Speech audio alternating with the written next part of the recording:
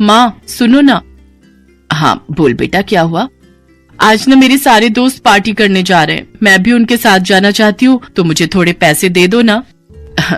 अच्छा रुक, अभी ये ले। ये क्या माँ, बस 100 रुपए? इनमें क्या होगा? माँ मैं किसी मेले में नहीं जा रही हूँ, एक बढ़िया से रेस्टोरेंट में पार्टी कर रहे हैं हम सब। इतने पैसे तो वहाँ का वेटर टिप में ले जाता है। पायल तुझे पता है कि इन 100 रुपयों को कमाने के लिए तेरे पापा को कितनी मेहनत करनी पड़ती है। बेटा हमें उतना ही खर्च करना चाहिए जितनी हमारी चादर हो। मुझे पता था कि तुम यही सब नाटक करोगी, पर मुझे तुम्हारा लेक्चर सुनने में कोई इंटरेस्ट नहीं है। तुम रहने दो माँ। ऐसा करो तुम ना ये 100 रुपए भी अपने पास रखो, मुझे नहीं चाहिए। और ऐसा करती हूँ अब से मैं कॉलेज भी पैदल ही जाया करूंगी, उससे ऑटो के 30 रुपए भी बच जाएंगे। पापा को 30 रुपए भी कमाने में मेहनत लगती होगी ना। ये क्या बात हुई पायल, ये तो सरासर बदतमीजी है। ज्योति अपनी बात पूरी कर पाती उससे पहले ही पायल पैर पटकते हुए वहाँ से चली गई। ये कहानी इसी लड़की पायल और उसकी माँ ज्योति की है। ज्योति के पति का नाम अजय था और उन दोनों की इकलौती बेटी थी पायल। अजय एक कार मैकेनिक था। ज्योति और अजय में अच्छी बनती थी, लेकिन इनकी बेटी पायल, उसके मिजाज जरा अलग थे। उस दिन अपनी माँ से नाराज होकर जब वो अपने कॉलेज पैदल ही जाने लगी, तभी रास्ते में उसके पास एक बड़ी सी गाड़ी आकर रुकी। ओह हाय पायल, कैसी हो?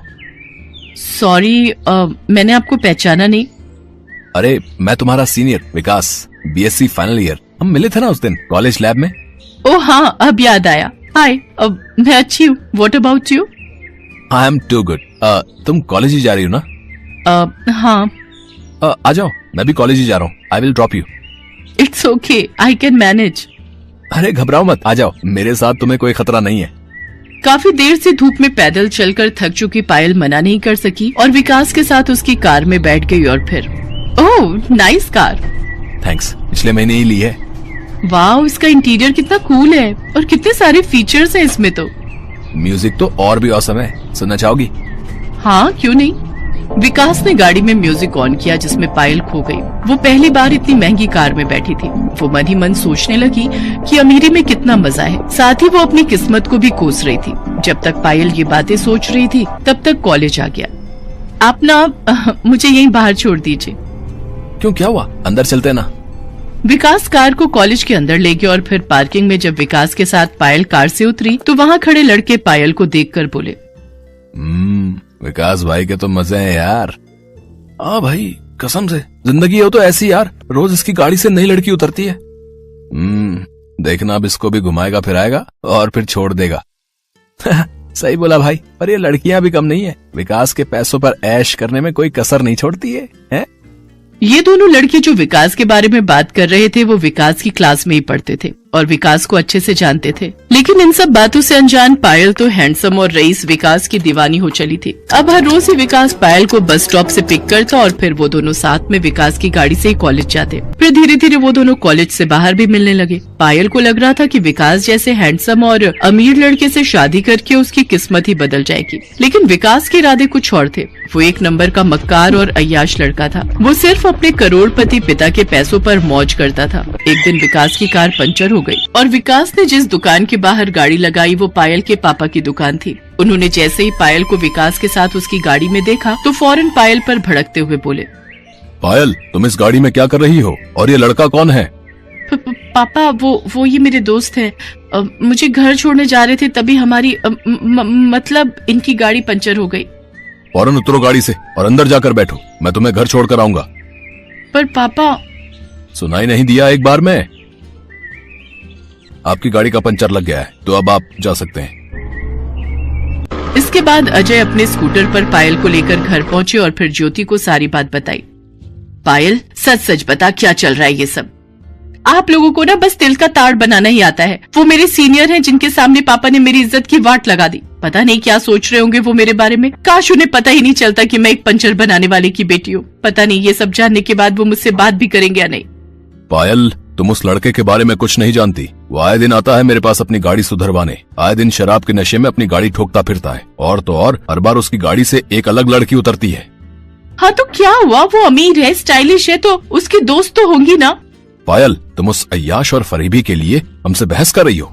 पापा हर पैसे वाला अय्याश नहीं होता, विकास ऐसे नहीं है। मैं उनसे बहुत प्यार करती हूँ और मुझे पूरा विश्वास है कि उनके दिल में भी मेरे लिए ऐसी ही फीलिंग है। आपको पता है इस दुनिया में अच्छे लड़के कितनी मुश्किल से मिलते हैं। वो इतने पैसे वाले हैं कि उनसे शादी करके मेरी जिंदगी सुधर सकती है, और मेरी ही क्यों, उनके पास इतनी दौलत है कि उनकी बीवी बनने के बाद मैं आपको भी इस नर्क से निकाल सकती हूँ।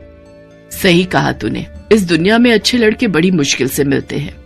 हाँ, और ये भी सच है कि हर पैसे वाला अय्याश और फरेबी नहीं होता। कुछ लोग सच्चे प्यार के लिए अपना घर बार, पैसे दौलत सब कुछ छोड़ देते हैं।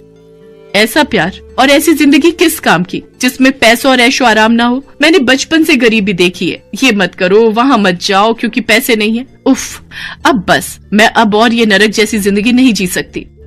चुप हो जा पायल, तू जिसे नरक बता रही है वो मेरे लिए स्वर्ग से भी बढ़कर है, समझी? तो आपको ही मुबारक हो ये स्वर्ग। मेरे लिए तो ऐसे जीने से बेहतर है मर जाना। और मम्मी आप तो बस रहने दो। आप क्या जानो कि आखिर पैसे की ताकत क्या होती है। आप खुद तो गरीबी में ही पैदा हुई, गरीब से ही शादी की और अब गरीबी में ही मर जाना चाहती हो। पायल की ये बदतमीजी उसके पापा अजय से बर्दाश्त नहीं हुई और उन्होंने आगे बढ़कर पायल के गाल पर एक जोरदार तमाचा जड़ दिया और फिर उसे जबरदस्ती अपने साथ लेकर घर से बाहर गए। कुछ ही देर में उनका स्कूटर एक आलीशान बंगले के बाहर आकर रुका। पापा, ये कहाँ लेकर आए हैं मुझे और क्यों? तुझे दिखाने की तू अपनी जिस मम्मी को बेइज्जत कर रही थी कुछ देर पहले, आखिर उसकी असली औकात क्या है। अजय को देखते ही उस बंगले के बाहर खड़े गार्ड ने उसे सलाम किया। फिर अजय पायल को लेकर अंदर गया। वो बंगला बहुत ही बड़ा था और वहाँ लाइन से कई लग्जरी गाड़ियाँ खड़ी थी। तभी वहाँ एक रौबदार बुजुर्ग आए। अजय ने उनके पैर छुए और फिर, पिताजी, आपने सच ही कहा था। मैं आज वाकई अपनी गरीबी से हार गया और मुझे मेरी इस हार का एहसास कराने वाली मेरी खुद की बेटी है। आपने ठीक ही कहा था कि मैं चाहे जो कर लूं, लेकिन एक दिन हार मानकर आपकी चौखट पर जरूर आऊंगा। तो लीजिए, मैं आ गया पिताजी।